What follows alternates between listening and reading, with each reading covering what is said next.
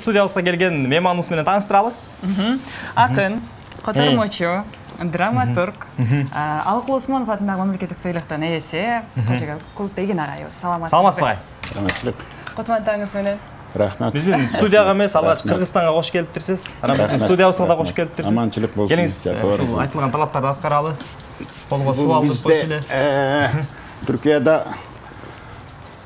кадам сайын кыймыл болгон жердин барында уну колдонуп турабыз. Маска дайыма тагылуу. Бирок Кыргызстанга келгенде коркобуз. Анткени Кыргызстанда масканы да тагынбай атышат.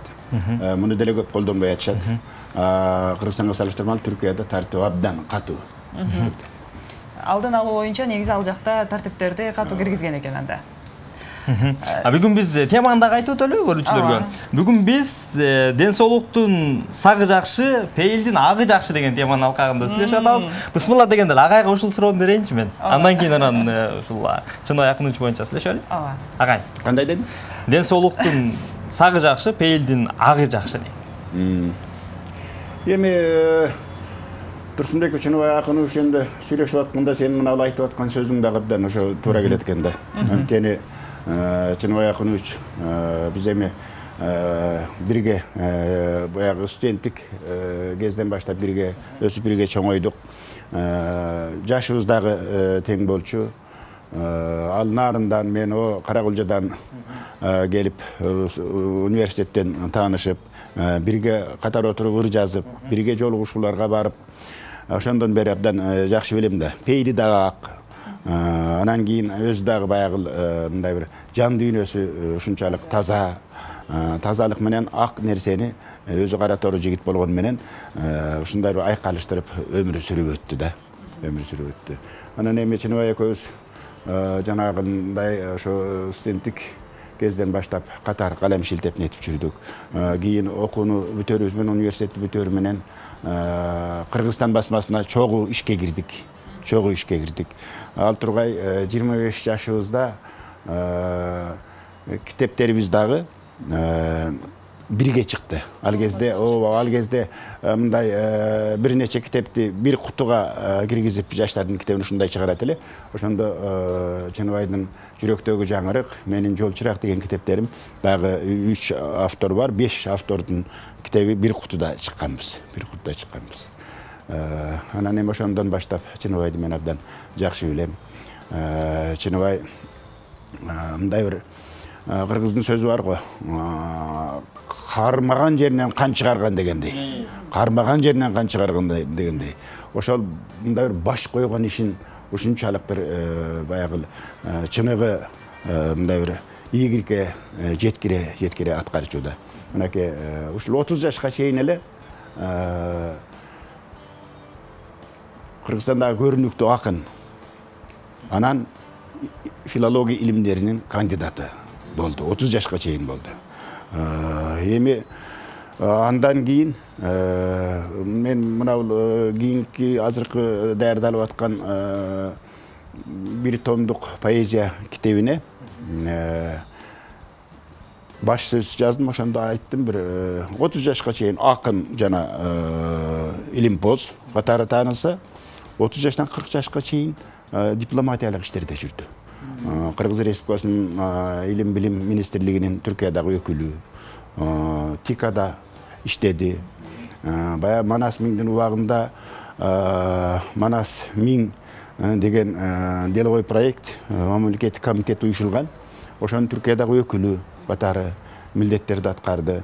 10 жылды ошого ылайыктасак болот да. Андан кийин бизнес баштады. 40тан 50 жашка чейин бизнестин абдан өркүндөтүп, Кыргызстанда биринчи тоңгуч көрүнүктүү бизнесмендерден болуп, элди журтту багып, бул жагында абдан бир чоң ийгиликтерге жетиштирди. Ал эми 50 жаштан 60 жашка чейин өзүңүздөр билгендей, Жогорку Кеңештин 2 чакырылышынын депутаты болду.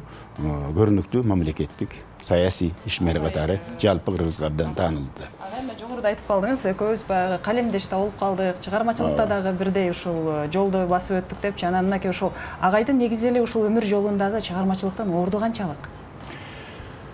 Менимче Чыныбай Акуновичтин бул чыгармачылыгы, адабий чыгармачылыгы, акындык чыгармачылыгы бул жалпы анын жалпы ийгиликтердин эң негизин түзөт да, негизин түзөт.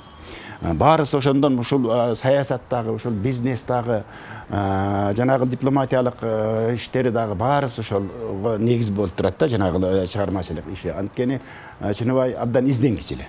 Абдан изденгич эле. Мына ырларын карап отурсаңар деле, мисалы үчүн биздин салттуу формадагы ырларды менен абдан жакшынакай иштеген. Ошол эле кезде верли бир деп коебуз, эркин формадагы ырлар менен дагы абдан баягы чырайына чыгара иштеген да. Ушундай изденүүчүлүк кийинки ийгиликтерин дагы шарттады да. Ошол бизнесте болсо дагы ошондой изденүүчүлүк, саясатта болсо дагы ошондой изденүүчүлүк, баягы көшөрө иштеп жыйынтыгын чыгара билүү барысы ошол нерсеге байланышкан. Анан албетте баягы чыгармачылыгы мындай бир кылыкка кеткени жок. Ошол 30 жашка, 35 жаштарга чейин абдан активдүү акын баягы адабиятчы болуп иштесе, кийин бизнеске кеткенден кийин чыгармачылык бир аз азайды.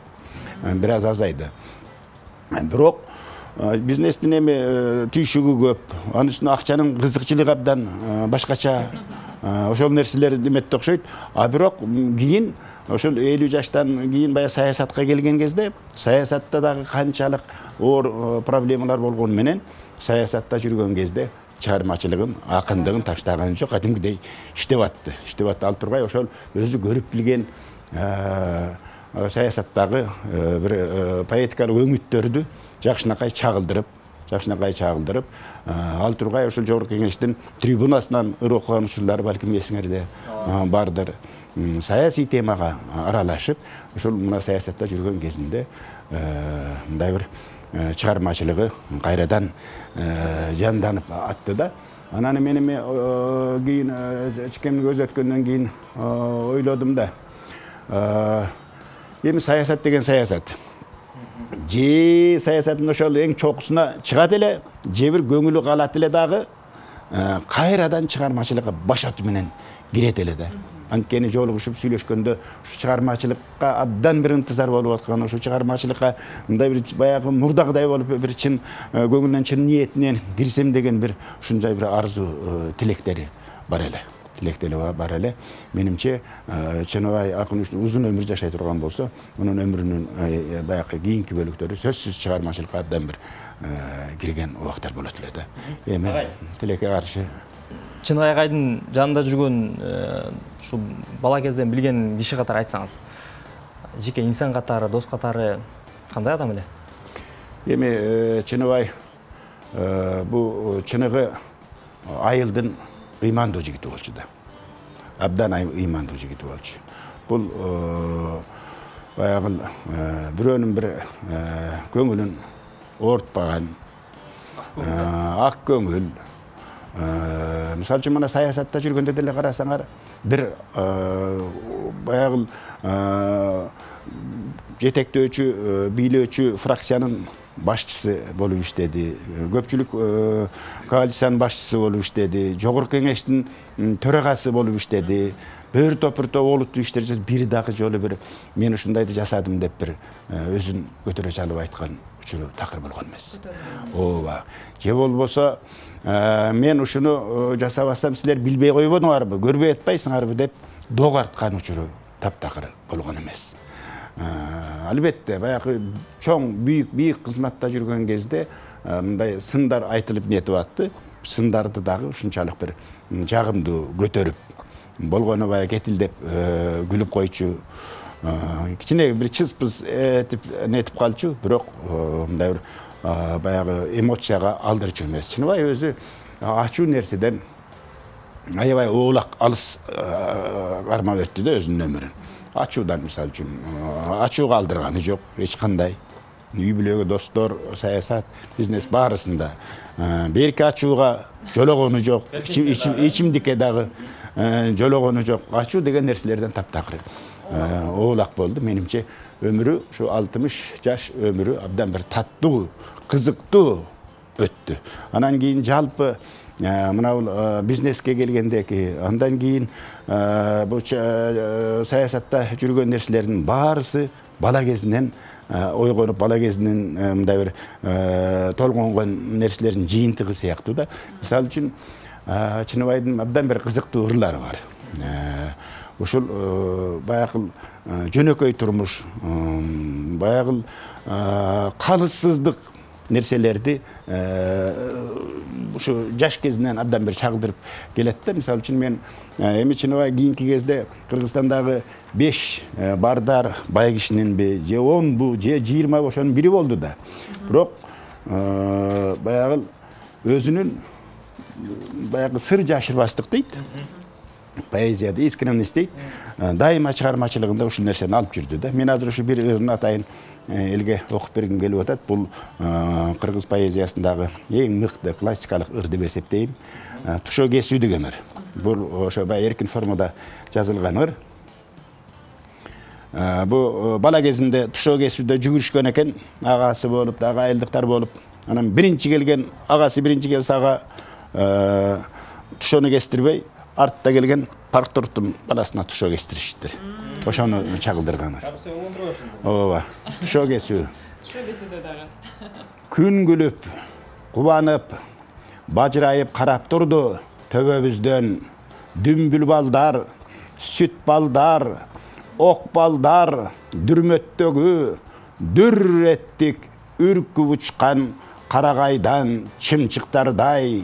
Көөдөнүбүз аба жарып, таманыбыз ташты тилип, чымылдап, чуркап, жүрөктө кан тызылдайт бизден дылдам.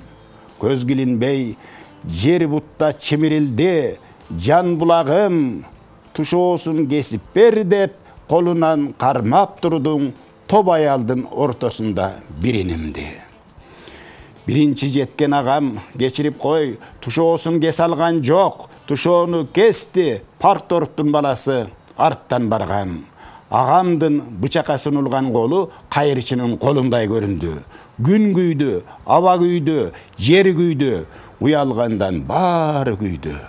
Аялдар уялган жок, жүрөгүм күйүп, мен четте карап турдум биринчи рет, көрүп кошомат коштоп алган, бийлик кандай чуркаарын, бардыгын сатып алган, байлык кандай чуркаарын. Парторг деген сөзгө кыжырым кайнап, аяп турдум наристенин эң алгачкы кадамын. Байгени бөлүп киришти, кол булгабай кетип калдык байкем экөөбүз. Ызаланып, капаланып, келсек үйгө апабыз шымыбыздын жыртыгына жамаачы салып отуруптур. Сагындым жыртык шымым. Эми кызыгы ушуда. Кийин Чыныбай акын өзү парторг болду да. Кыргызстанды бийлеп аткан негизги партиянын СДПКнын ошол парторгу болду да. Тиги спикер болду, тиги фракциянын башчысы болду. Ошондо дагы ушундай калыпсыздыкка жол берген жок. Албетте сындар айтылып атесиңерде болсам, сындар айтылат төрага мисалы үчүн. Айтылганда өзүнүн партиясынан көбүнчө сындар айтышат. Бул деген не деген белги? Бул деген чыныгы демократтык жүзү бар кишинин, демократтык ой туюму бар кишинин жасаган иши да. Башкалар сындап, дайыма өзүнө тартып, өзүнүн партиясына тартып турган болсо, анда башкача болот эле. Агай, мына ушул агайдын ырын окуп бердиңиз, анан кийин ушул агайдын ырындагы азыр бул негизи эркин формада агыр экен да. Бул ошол агайдын ырларынын негизи эле акындык чыгармачылыгындагы ырларындагы негизги өзгөчөлүк кайсы?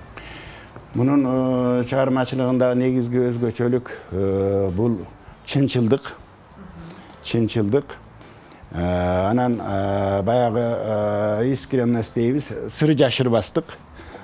Сыр жашырбастык, анан табигыйлуулук. Поэзия өзүмдай жасалат да, формага салынат дегендет минтет, анан көбүнчө бул жасалма болуп калат.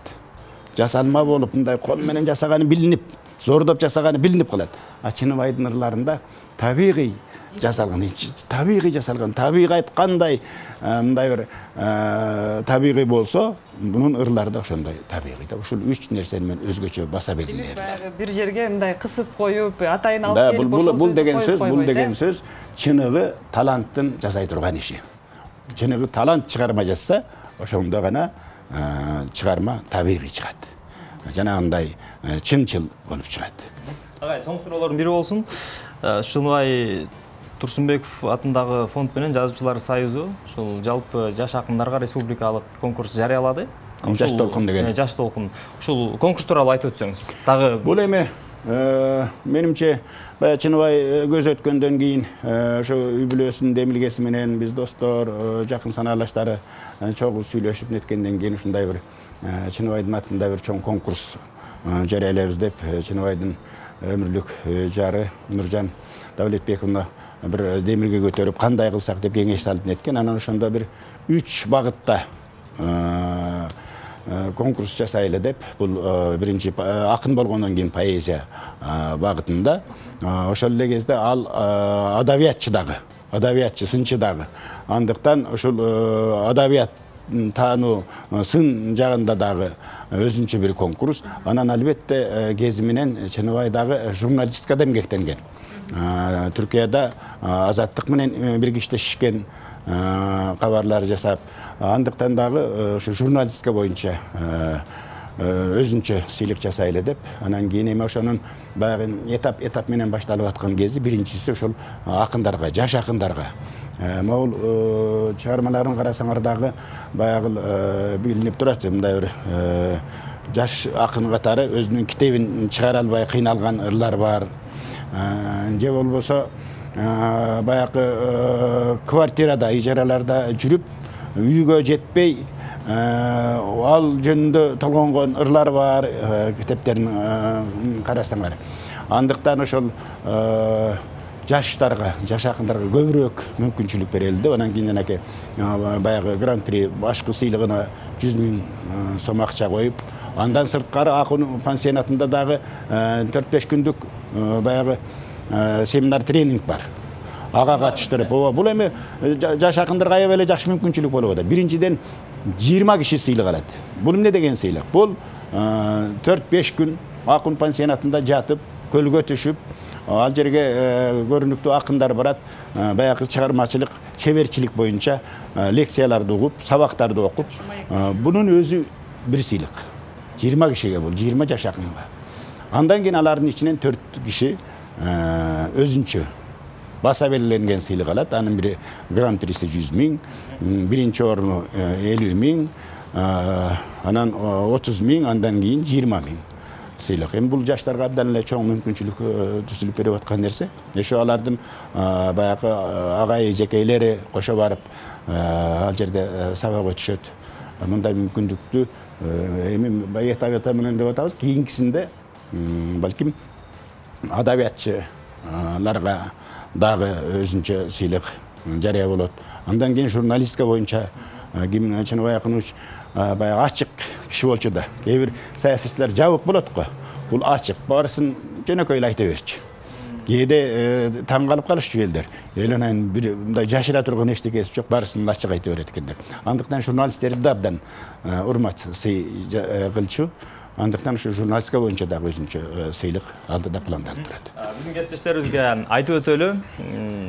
Кулак салып туруңуздар, назар салып туруңуздар. Буюрса, эмки жылга дал ушул сыйлык жалпы журналисттер журтуна дагы жарыяланып калышы толук мүмкүн. Студиябыздын мейманы менен дагы бир жолу тааныштыралы.